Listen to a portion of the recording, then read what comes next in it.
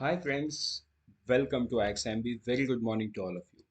आई hope आप सब अच्छे हैं and you are preparing well for examination.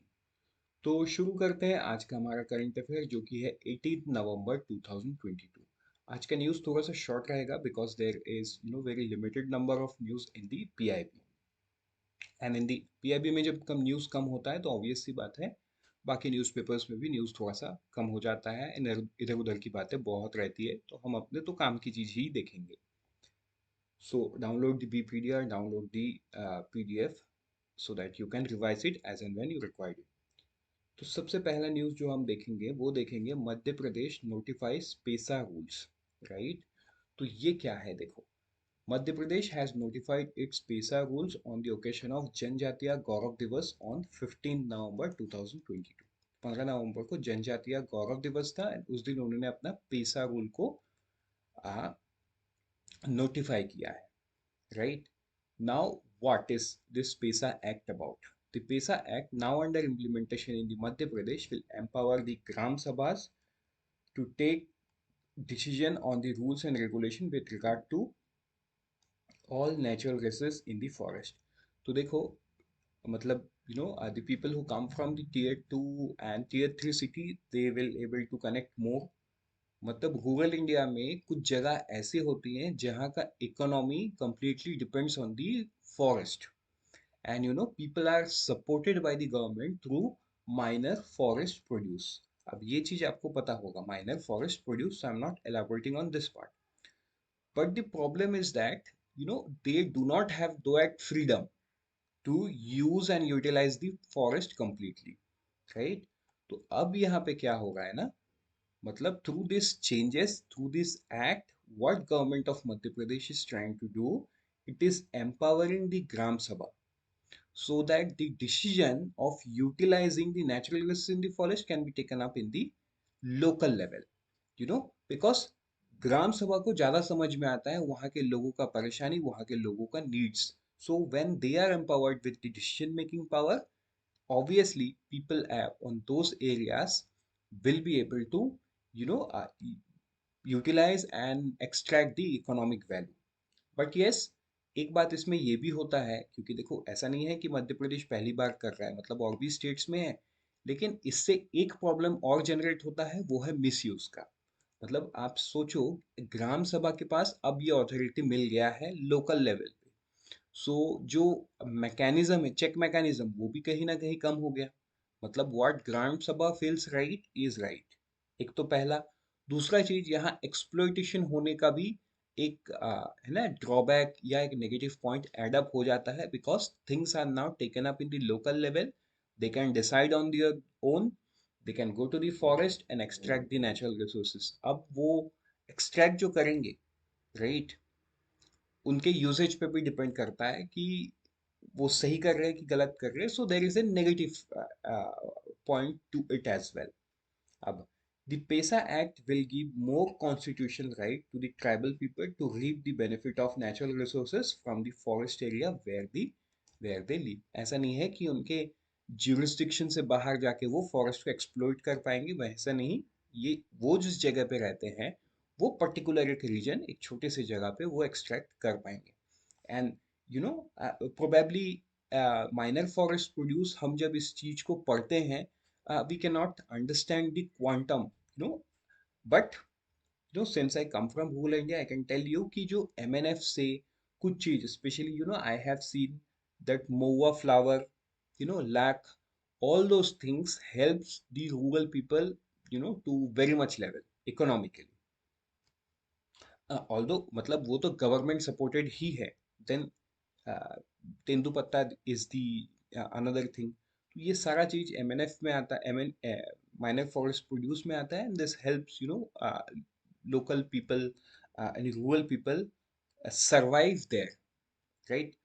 Then अब अगर हम वाई की बात करें, to bring the people residing in the fifth schedule area in the main stream, the parliament in terms of article 234M of the constitution has enacted the provision of Panchayat Act 1996 PESA to extend constitution, ठीक है, related to Panchayat, the fifth schedule area with certain modification and exception. States having fifth schedule area have been empowered to make Panchayat law for this area.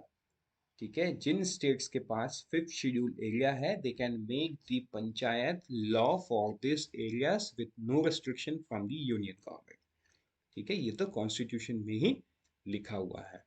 अब हम बढ़ते हैं आगे next कुछ one liners पे, because ये news को elaborated form में पढ़ के मतलब बहुत ज़्यादा इन्फॉर्मेशन है नहीं, so let us understand it in the form of one liner. India chemical council. तो देखो, fourth edition of India chemical council sustainability conclave ये न्यू दिल्ली में इनॉग्रेट किया गया। ठीक है, अगर इसके थीम की बात करें तो board rooms to connectivity, ESG, carbon neutrality, operational safety, greener solution.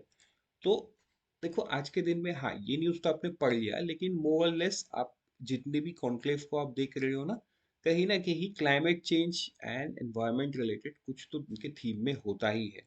Because yes, after COP26 and again now COP27 is going on, पूरा दुनिया ही they are moving towards clean energy, यानी इसके लिए कुछ ना कुछ हर कोई कर रहा है। देखो, एक देश कब कार्बन न्यूट्रल हो सकता है जब देश में जितने सारे ऑर्गेनाइजेशन हैं ये अपने लिए छोटे छोटे टारगेट्स बना ले। देश में जो टीयर वन सिटीज है, जो म्यूनिसिपल कॉरपोरेशन है, like BMC, Brihan Mumbai municipal corporation like Kolkata municipal corporation, Bangalore municipal corporation, तो ये सारे लोग मिलकर अगर अपने लिए एक टारगेट डिसाइड कर ले, ऑब्वियसली नेशन को अपना टारगेट अचीव करने में बहुत मदद मिलेगा। राइट? तो आप कोई भी ऐसा कॉन्क्लेव कुछ भी देख रहे हो जो भी हो रहा है ना लास्ट कुछ दिनों से, उसके थीम में एनवायरनमेंट तो होता ही है। Then MOU। तो MOU ये national museum India and Kolding museum Denmark, ये दोनों के बीच का एक MOU है। वो MOU क्यों हुआ है? Silver treasure from Denmark and India, the exhibition will begin from March 23। तो मतलब दोनों म्यूजियम मिलके एग्जीबिशंस करेंगे जो कि मार्च 2023 से शुरू होगा, where they will showcase best silver objects from their collection in the exhibition. I think आप यू गेटिंग दिस। अब सी विजिल 2022, इसके बारे में हमने तो पहले भी पढ़ चुका है, लेकिन अब ये कंक्लूड हो गया है। ये 15-16 नवंबर 2022 को कंक्लूड हो गया है, 15 से 16 तक चला है।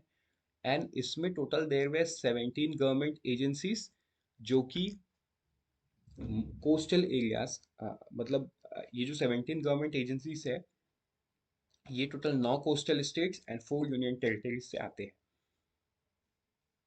अब इसके पीछे का रीजन क्या है? पीछे का रीजन है कि ये सारे लोग कोस्टल सिक्योरिटी अपने अपने एरिया में देखते हैं, तो कहीं ना कहीं everyone was onboarded and CV जेल में बेस्ट प्रैक्टिस डिस्कस किया गया, प्रैक्टिस किया गया, मल्टीपल थिंग्स किया गया। Right? So I hope this is also clear. Then 47th ICQCC 2022। ठीक है, तो ये एक अवार्ड है जिसको NTPC ने, नेशनल पावर थर्मल कॉर्पोरेशन ने जीता है, वो भी गोल्ड अवार्ड। राइट? अब ये थीम क्या था ICQCC का? Build back better through quality effort. ठीक है, अभी NPCC QC टीम मतलब quality team gets presented on the frequent choking of collecting tank of 8 HP IV। IV का मतलब यहाँ पे 4 हो सकता है। राइट? लेकिन देखो, ये हमको टेक्निकल इसका नहीं समझना है, हमको बस इतना जानना है कि जो 47 ICQCC 2022 का गोल्ड अवार्ड है वो मिला है NTPC की टीम को। राइट? तो ये आपको जान लेना है। आगे बढ़ते हैं, नेक्स्ट कुछ वन लाइनर पे हुआ है ग्रीन मारटाइम सेक्टर। तो देखो, इसमें इंडिया और नॉर्वे ने ज्वाइन हैंड कर लिया, मतलब they have collaborated for the green maritime sector.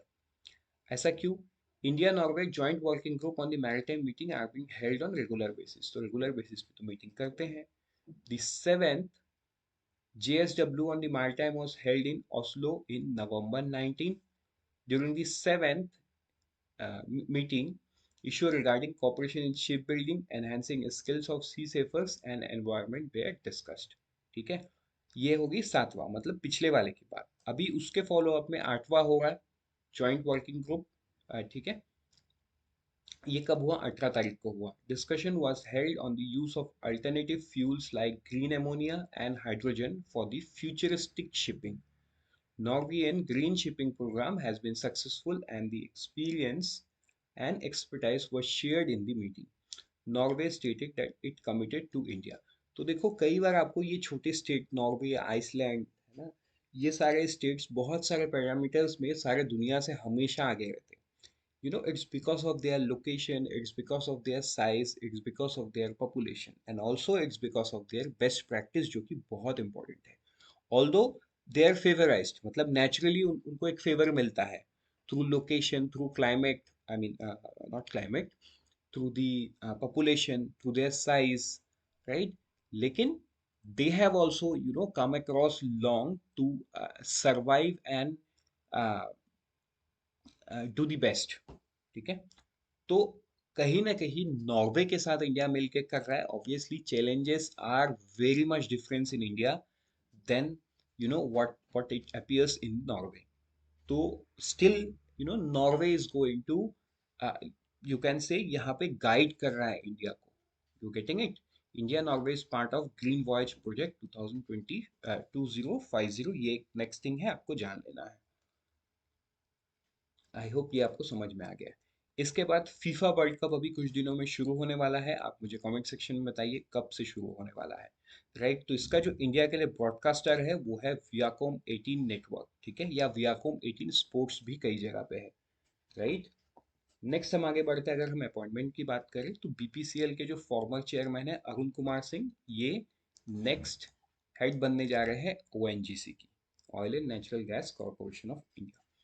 With this, we are done for today. Unfold your potential with IXMB. Let's meet tomorrow morning. Till then, all the best and prepare 50% faster with IXMB.